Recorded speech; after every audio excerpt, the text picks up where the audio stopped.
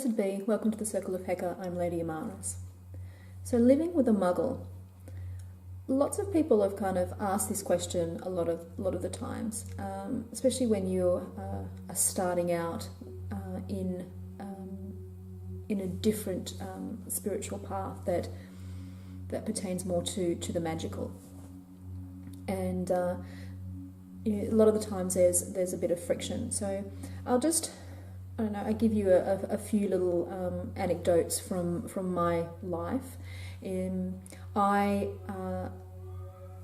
My boyfriend is a Muggle, and so a Muggle, just in case you're not sure, is a term that's been coined by the Harry Potter books and movies to denote someone who is of a non-magical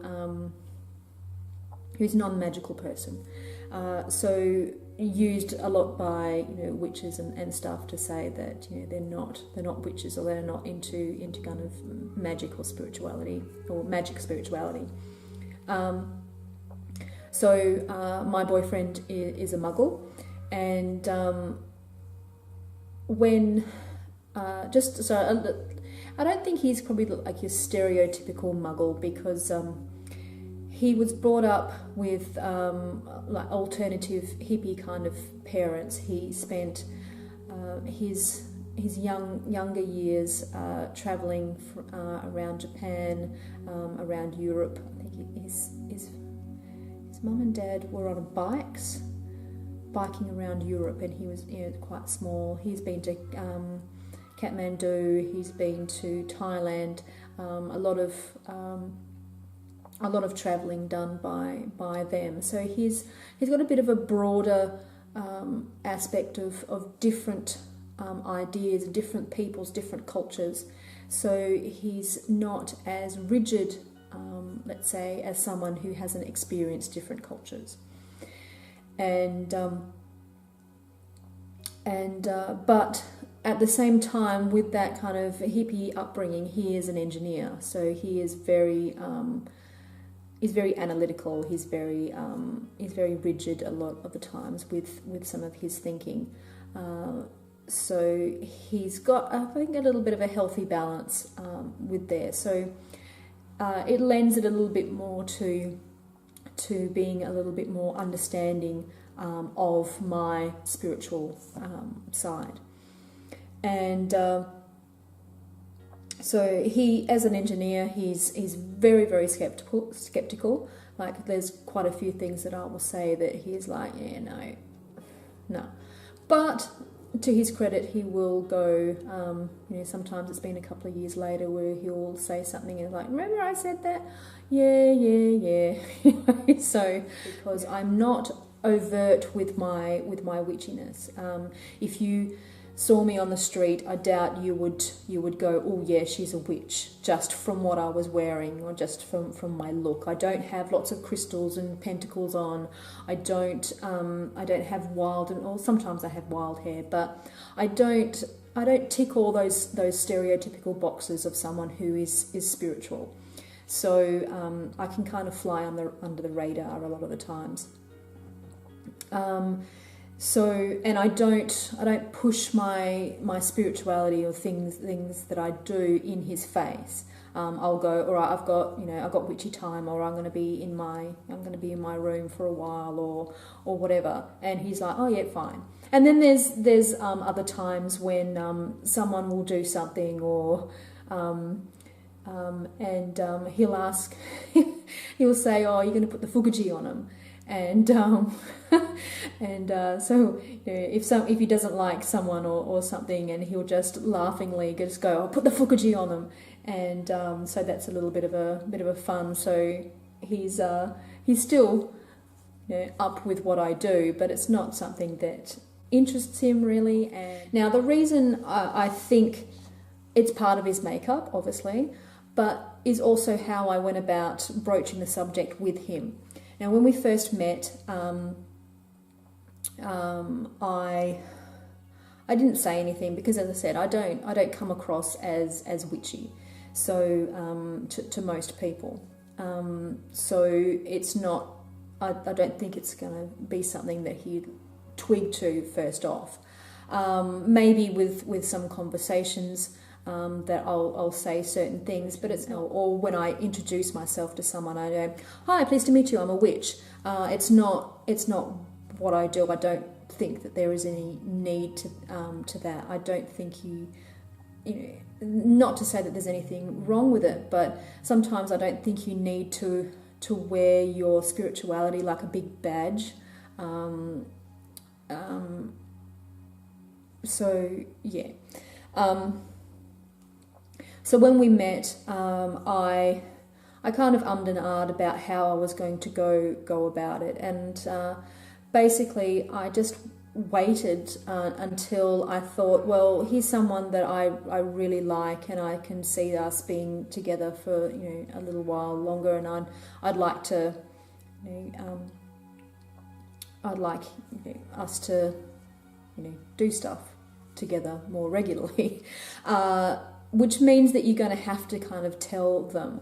Now, if you're a solitary, it's probably a little bit, you could probably wait a little bit longer or whatnot. I think the timeline and when you feel the time is right is the time that's right for you. I don't think there's any hard and fast, you must do it by the third date or, all of that sort of thing. When you feel that this person is someone that you hold special and then you want to spend a little bit more time with, and you would consider, say, boyfriend or girlfriend or whatever, significant other. And hopefully you would have gauged as to what type of person they are beforehand, as to how they are going to handle that sort of thing. Now, I think, as I said, if you're a solitary, you could probably stretch that for a little bit longer. But if you're working in a coven, you have those set days where you've got things that are coven things. You've got the full moons. You've got, if you're a coven that does things on the new moon as well, then you've got the new moons. You may have times when you have lessons or whatever. You've also got the Sabbats that come in, the festivals. So there are going to be times when you're saying, no, I've got something on.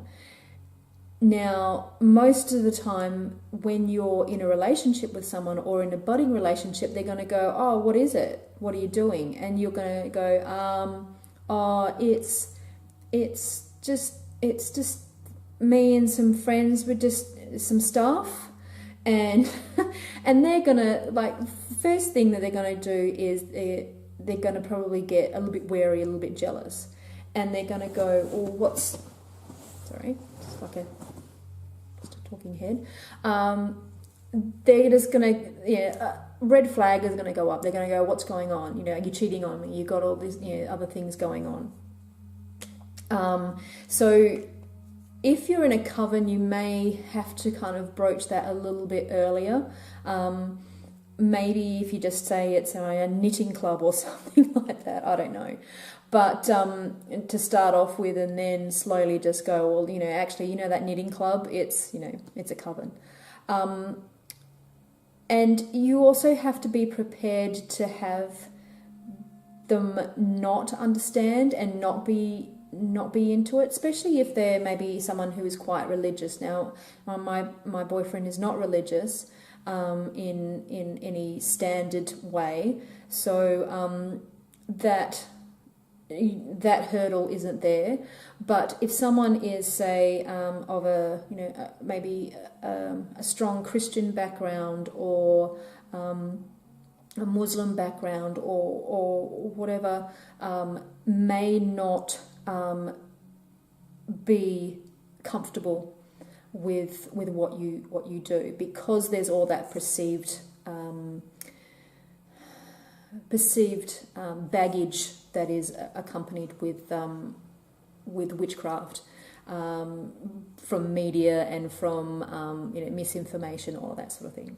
So they're coming from knowing all about that misinformation and then going, oh, but you seem to be okay, but all this stuff that I know about that says that you're evil and you're doing wrong stuff. So now, especially if you're with that person, now you kind of have to do a bit of a PR campaign to show that you're not that, and that what you're doing isn't evil either. And that you'd have to weigh up whether it's really worth it and whether that person is going to understand.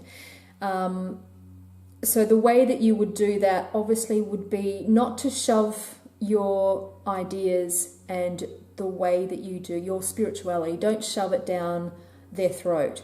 You don't like it when someone does it to you. You don't like it when, say, someone who is of a Christian faith, let's say as an example, will shove their spirituality down your throat and, you know, try and put you into a box and say this is the only way. So tables turn. You shouldn't really try and do that to someone else.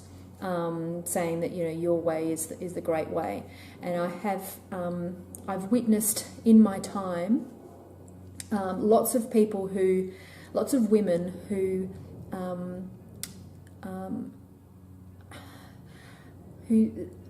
embrace witchcraft, embrace the pagan spirituality, and then they have to.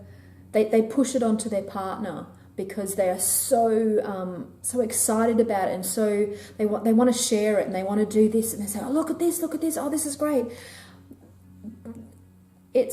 I think I've used this example before. It's like someone who starts playing tennis and loves tennis. It's great. Tennis is fantastic, but their friends not really fussed on the tennis, or their partner not really fussed on the tennis, but every chance in conversation that person brings it back to tennis. Oh, there's tennis. Oh, there's tennis. And tennis. And after a while, people are like, oh, look, you know, is there something else you can talk about? Or they don't want to be near you because all you're going to do is talk about tennis or try and shove tennis down their throat. So there is that fine line of being excited about something and wanting to share that, but also understanding and being able to gauge other people's reactions to it and going, all right, well, you're not quite ready for my excitement yet. I'll tone it down a little bit. I'll talk about certain things, but I'll use my empathy and understand that when you've had enough, you can't digest it all in once, then you'll stop. So small chunks, taking things slowly when you are explaining things to someone, and finding and just not doing everything. Just if they ask a question, answer that question in the simplest way that you can, and then if they want more, then give them more. If they don't, they want to go back and just, mull over what you've just said, then they'll come back and ask something else. Don't sit them down and give them the whole sex ed, sex education thing. Just give them what they need at that time. Don't shove everything down their throat. Because I think, I don't know if it's just the fact that you want to share that with your significant other, but they a lot of the times think that you're trying to convert them, and that will be the step away. Again, you wouldn't like it if someone was trying to do that to you. They understand. Now, when I did it, I invited him to a festival so he could see what it was all about. I just casually said, look, you can come if you like. If you don't want to come, that's fine. I understand. But you can. It's a way for you to come and have a look to see what it is. Now, he basically came to, I think, 2, and then that was it. He was fine. It wasn't his thing. It was, and it was cool. But he has an idea as to what we do, and can see that it is not really evil, and unless we want it to be evil, but it's not anything dark or mysterious, and it's demystifying all of that. So I think if you can, and if they are up for it, invite them to participate in something small, so that they can see what it is that you do, and that's demystifying. They may not understand it, they may not they may not have it with the same reverence as you do, but at least they can have a bit of an understanding as to what it is that you do, and they can see that it means something to you as well. But don't push it and say that, you know, you must come and you have to come to the next one. You came to this one, why don't you want to come to the next one? You know, if they're not interested, they're not interested. They're interested in you, but they're not interested in this part of you, this part of your, you know, your makeup.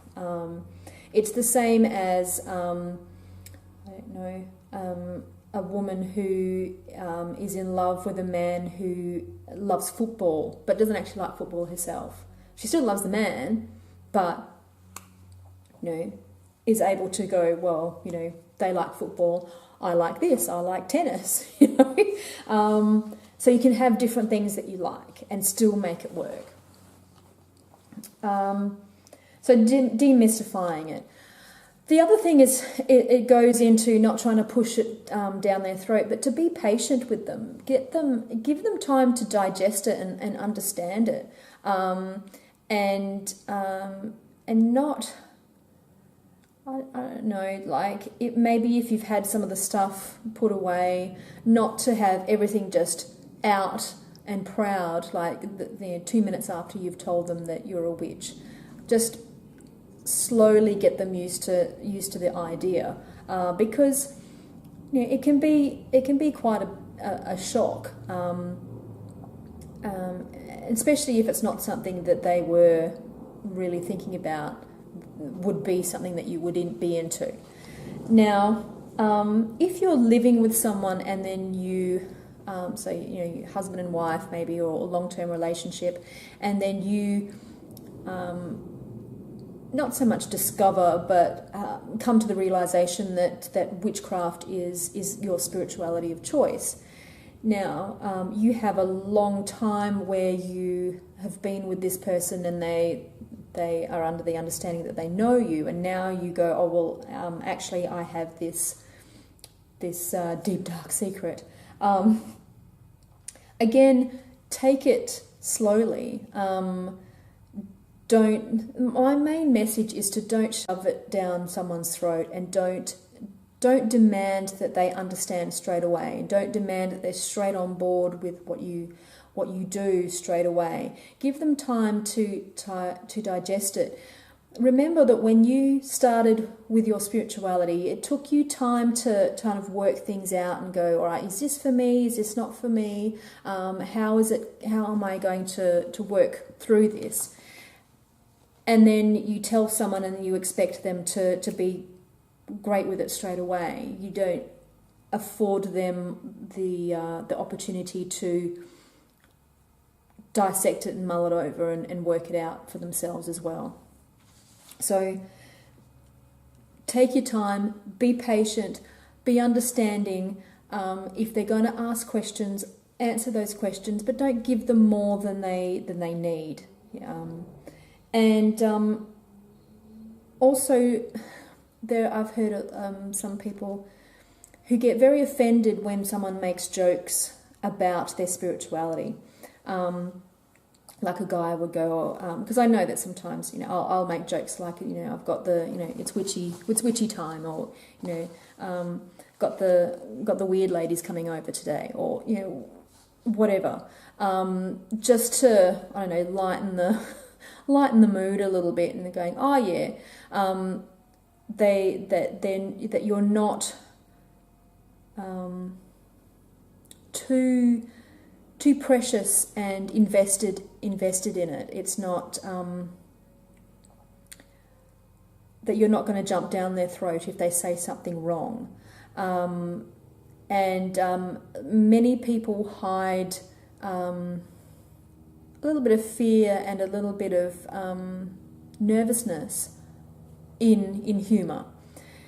So if they're still working it out and they're not too sure, then they may go, oh yeah, your witchy poo stuff, or you got your witchy thing on, or something like that. Or they may make some kind of joke about your witchy stuff. Don't be precious, don't be offended by that. Kind of just go, oh yeah, haha, funny. because it may be their way of trying to get to understand it. Especially guys, I've found that most guys find it very hard to articulate their what they're thinking and their emotions to other people.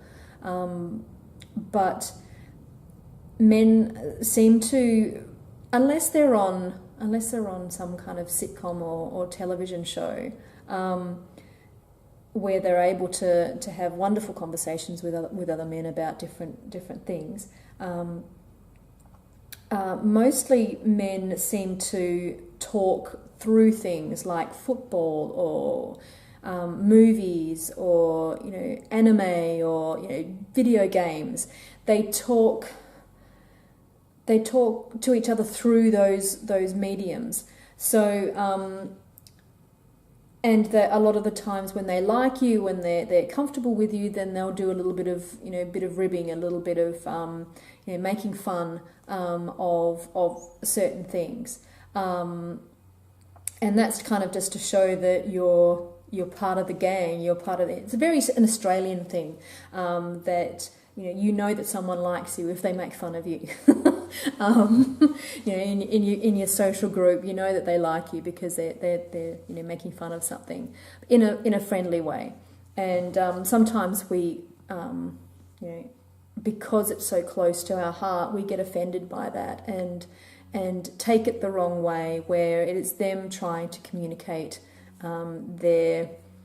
their acceptance almost of what you do, by making it something that's lighthearted and fun, going, oh yeah, off to do your witchy stuff, it's no big deal, blah, blah, blah, blah, So I hope that kind of helps. I think the main takeaway thing is just take it slowly. Don't expect full compliance straight away. If they ask questions, just give them what they need at that time, and if worst comes to worst and they just don't accept you, I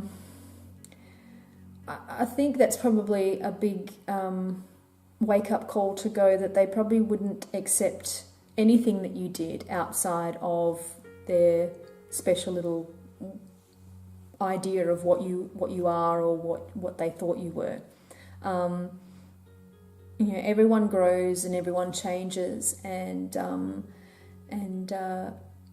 sometimes people don't like change, but if you do it slowly, and let someone get used to the idea of it, it's not just a sudden change where you're full on in their face and not giving them time to process it, then I think that's the best tack. Just give them time. Plant some seeds. Don't try and install the whole tree straight away, and just take it slow, and good luck.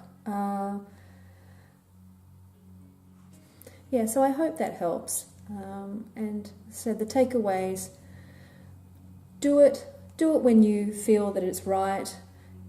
Don't ram everything down their throats. Give them time to process it. Don't try and convert them either to your way of thinking either. Just take your time. Don't get butthurt if they make any jokes about it. It's be their way of again processing it, and just take your time, be patient, and good luck. So merry meet, merry part, and merry meet again. Blessed be. If you like this video and want to see more, please click on the links provided. If you think this witchcraft thing may be for you, please subscribe. Blessed be.